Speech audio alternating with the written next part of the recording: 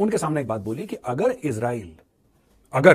Israel Iran के nuclear establishment पे या न्यूक्लियर लोकेशंस पे अटैक करता है, this will be a severe provocation. कि इवेंचुअली ये आप देखोगे कि जब ईरान बहुत जरा प्रेशर पे होगा और जब इजराइल बिल्कुल अटैक लॉन्च करने वाला होगा ईरान पर, व्लादिमीर पुतिन लिटरली ढाल लेकर खड़े हो जाएंगे। और रिसेंटली हमको यही देखने को मिला।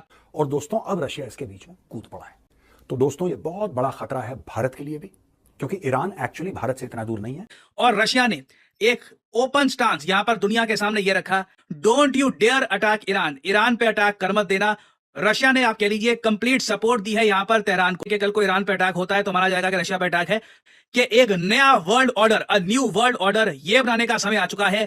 एक तो हमारे पड़ोसियों का पता नहीं चलता, आए रोज उनके वालिद साहब तब्दील होते रहते हैं। कभी वो इजराइल को अपना अब्बा कहते हैं, कभी ये रशिया को और कभी अमेरिका को। आजकल ताजा तरीन जो उनके वालिद साहब हैं वो इजराइल हैं और उसी को लेकर वो काफी ईरान के खिलाफ प्रोपेगेंडा भी कर रहे हैं। और सबसे अहम बात यह है कि इस्लाम एक मुस्लिम कंट्री है, जबकि इजराइल जो है, हालांकि इतनी ज्यादा ट्रेड इजराइल और इंडिया के दरमियान होती नहीं, एक लंबा फासला तय करना पड़ता है, बीच में मुस्लिम ममालिक को भी क्रॉस करना पड़ता है।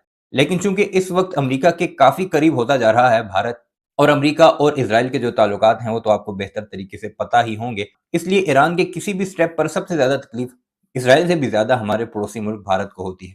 और मेजर गौरव आर्या, जो कि आए रोज ईरान के खिलाफ ऐसे डेरोगेटरी रिमार्क्स भी पास करता है जो शायद किसी महजब मुल्क का कोई सीनियर किस्म का सहाफी या कोई तजिया निगार इस तरह की बात करता, इससे पहले तो दिखाई नहीं दिया।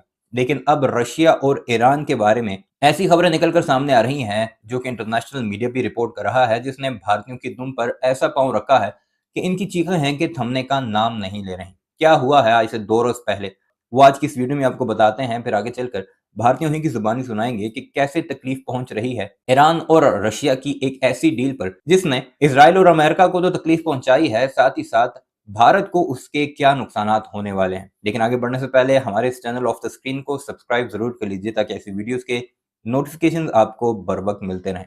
आज से 2 रोज कबल तुर्कमेनिस्तान में एक मीटिंग हुई जिसमें मिडिल ईस्ट के बारे में मामलात हुए। पाकिस्तान के प्रेसिडेंट भी वहां पर मौजूद थे। इस कॉन्फ्रेंस की साइडलाइन पर व्लादिमीर पुतिन और ईरान के नए इलेक्ट होने वाले प्रेसिडेंट की आपस में मुलाकात हुई। और इस मुलाकात के फौरन बाद जो एलामिया सामने आया जिसमें रशिया ने कहा कि अगर इजराइल ने ईरान की किसी न्यूक्लियर साइट या फिर किसी ऑयल रिजर्व पर धावा बोलने की या हमला करने की कोशिश की तो उसे अपने ऊपर हमला तस्वर किया जाएगा। अब ईरान के 2 ऐसे स्ट्रेटेजिक पॉइंट्स हैं जिन पर हमला करके ईरान को सबसे ज्यादा नुकसान पहुंचाया जा रहा है और इजराइल की तरफ से कई बार ये दावा भी किया गया है कि हम इन साइट्स को निशाना बनाएंगे। एक तो ईरान की न्यूक्लियर साइट्स हैं, जबकि दूसरे ईरान के वो ऑयल रिजर्व जो इस वक्त ईरान की बका के जामिन है, यानी ईरान पर जिस तरह की सैंक्शंस दुनिया भर ने लगाई हुई हैं, उसमें अगर ईरान इस वक्त अपने पांव पर खड़ा है तो वो वही तेल के रिजर्व हैं जिनकी वजह से ईरान अपने मामलात को चला रहा है। इस वक्त ईरान अपने घुटनों पर नहीं बैठा और आंखें दिखा रहा है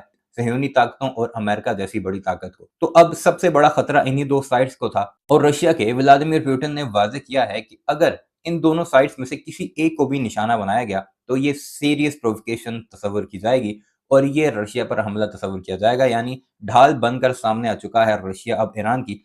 और इसकी बड़ी तकलीफ अमेरिका और इसराइल को तो बनती ही है, लेकिन पता नहीं हमारे पड़ोसी मुल्क भारत को इसकी क्या तकलीफ है, क्योंकि अमेरिका और इसराइल को अगर तकलीफ होती है तो जाहिर है दुख तो हमारे पड़ोसियों को भी बनता है, क्योंकि नए नए उनके वालिद बने हैं अमेरिका और इसराइल। बहरहाल गौरव आर्या समेत भारत का मीडिया सारे मामले पर क्या कुछ कह रहा है, आइए आपको इस वीडियो में दिखाते हैं।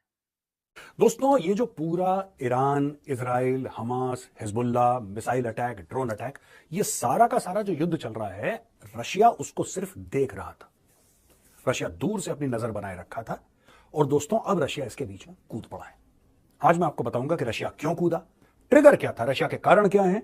ये पूरा एक नेक्सस बन रहा है वेस्ट के खिलाफ, इसके पीछे कौन है, और अगर रूस फिजिकली कूदता है एक और डायमेंशन को लेकर, तो दोस्तों ये बहुत बड़ा खतरा है भारत के लिए भी, क्योंकि ईरान एक्चुअली भारत से इतना दूर नहीं है और स्ट्रेट ऑफ हॉर्मूज के थ्रू हमारी 90% ऑफ ऑयल एंड गैस जो वहां से आती है उस एरिया से, that comes through the straight of Hormuz, Bharat को बहुत नुकसान हो सकता है। तो अब मैं आपको समझाऊंगा ये पूरा मैटर है क्या।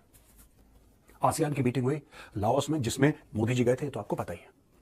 अब दोस्तों बात ये हुई कि सर्गेई लेवरोव जो है, who is the foreign minister of Russia, वो रिपोर्टर्स से बात करते करते, रिपोर्टर्स ने सवाल पूछा होगा उनसे और उन्होंने एक पॉलिसी के तहत एक बात उनसे बोली सरगई लेवरोव साहब ने लाओस के रिपोर्टर्स को और इंटरनेशनल वहां पे और मीडिया हाउसेस भी थे, ऐसी बात दुनिया भर के आए थे, उनके सामने एक बात बोली कि अगर इजराइल ईरान के न्यूक्लियर एस्टेब्लिशमेंट पे या न्यूक्लियर लोकेशंस पे अटैक करता है, this will be a severe provocation. ये सिवियर प्रोवोकेशन किसके लिए यार? देखिए, इजराइल अगर अटैक करता है न्यूक्लियर पे ईरान के, तो रूस कह रहा है कि सिवियर प्रोवोकेशन है। देखिए, सिवियर प्रोवोकेशन वो ईरान के लिए हो सकता है जिस पे हमला हुआ, लेकिन क्या ये सिवियर प्रोवोकेशन रशिया के लिए होना चाहिए? ये सोचने वाली बात है। अब दोस्तों, इस मीटिंग में मोदी जी गए और हेड्स ऑफ स्टेट आए, पुतिन नहीं आए। पुतिन के पीछे इंटरनेशनल कोर्ट ऑफ जस्टिस लगी हुई है और पुतिन के ऊपर लगभग, अगर मैं देसी भाषा में समझाऊं, देसी भाषा में, which is not true, but ऐसे समझाने के लिए बोल रहा हूं कि पुतिन के नाम का एफआईआर कट चुका है। कई महीनों पहले मैंने आपको बताया था कि इवेंचुअली ये आप देखोगे कि जब ईरान बहुत ज्यादा प्रेशर पे होगा और जब इजराइल बिल्कुल अटैक लॉन्च करने वाला होगा ईरान पर, व्लादिमीर पुतिन लिटरली ढाल लेकर खड़े हो जाएंगे। और रिसेंटली हमको यही देखने को मिला। देखिए, पहली बात तो ना, रशिया के प्रेसिडेंट व्लादिमीर पुतिन ने एक बहुत ही इंपॉर्टेंट मीटिंग करी ईरान के प्रेसिडेंट मसूद के साथ। यहां पे आप देख पाओगे इससे रिलेटेड जो विजुअल्स हैं ये रिसेंटली रिलीज किए गए थे। ये मीटिंग हुई है अशकाबाद में, रशिया में नहीं हुई है, सेंट्रल एशिया में मीटिंग हुई है और इस मीटिंग के विजुअल्स दुनिया भर में ब्रॉडकास्ट किए गए। और रशिया ने एक ओपन स्टांस यहां पर दुनिया के सामने ये रखा कि ईरान पर अटैक मत कर देना। नाउ, इन्होंने इजराइल का नाम लिया नहीं है, मगर इतनी समझ आप में आज के समय डेवलप हो चुकी है, आप समझ सकते हैं कि कौन सा देश है जो इस वक्त ईरान पे अटैक करना चाहता है। ऑब्वियसली इजराइल है। तो रशिया के ऑफिशियल्स ने, यहां पे आप देखोगे पुतिन के जो एड हैं, जो बिल्कुल इनके नजदीकी ऑफिशियल्स हैं, इन्होंने ये मैसेज सेंड किया है, don't you dare attack Iran, Iran पे अटैक कर मत देना। रशिया ने, आप कह लीजिए, कंप्लीट सपोर्ट दी है यहां पर तेहरान को। दोनों के बीच में मैं कहूंगा डिफेंस पैक्ट तो साइन है नहीं, एटलीस्ट पब्लिकली हमको पता नहीं है कि कोई डिफेंस पैक्ट साइन कर रखा है रशिया और ईरान ने कि कल को ईरान पे अटैक होता है तो माना जाएगा कि रशिया पे अटैक है। बट एक अंडरस्टैंडिंग उस लेवल की डेवलप हो चुकी है जहां पे व्लादिमीर पुतिन और ईरान के प्रेसिडेंट दोनों मिलकर कहते हैं कि एक नया world order, a new world order, ये बनाने का समय आ चुका है रशिया के एलाई कंट्रीज के साथ। और अगर यहाँ पे आपका सवाल यह है कि जो ये न्यू वर्ल्ड ऑर्डर की बात कर रहे हैं, इसमें कौन कौन से देश आते हैं, क्या भारत आता है? नहीं, इंडिया का कंप्लीटली अलग ही स्टांस रहता है। ना हम कंप्लीटली रशिया चाइना के साथ खड़े हो जाते हैं, ना कंप्लीटली वेस्टर्न कंट्रीज के साथ खड़े हो जाते हैं। जब यहाँ पे पुतिन और ईरान बात करते हैं न्यू वर्ल्ड ऑर्डर की, तब यहाँ पे प्राइमरली 4 देशों की बात की जा रही है, रशिया, चाइना, नॉर्थ कोरिया और ईरान। जी हाँ, नॉर्थ कोरियन सैनिक, बाय द वे आप सरप्राइज होंगे, बहुत सारे नॉर्थ कोरियन सैनिक रिसेंटली गए हैं रशिया में और आज के समय रशिया की तरफ से लड़ रहे हैं यूक्रेन में, क्योंकि रशिया को जेन्युइनली सैनिकों की कमी पड़ रही है आज के समय। तो रशिया के जो सैनिक हैं वो तो ईरान में नहीं जाने वाले। जो भी ये वर्ल्ड ऑर्डर बनाने की बात कर रहे हैं, मोस्ट प्रोबेबली मैं सरप्राइज नहीं होऊंगा इन द फ्यूचर ये जो 4 देश हैं आपस में एक डिफेंस फ्रेमवर्क भी बना दे कि किसी भी कंट्री पे अटैक, मतलब कि दूसरे देश पे अटैक, ऑब्वियसली इसकी रेमिफिकेशंस इंडिया पे भी आएगी। वीडियो अपने मुलाहिज़ा की कमेंट सेक्शन में इस बारे में अपनी कीमती राय का इजहार जरूर कीजिएगा और भारत के मीडिया का नजरिया देखकर आप क्या सोचते हैं।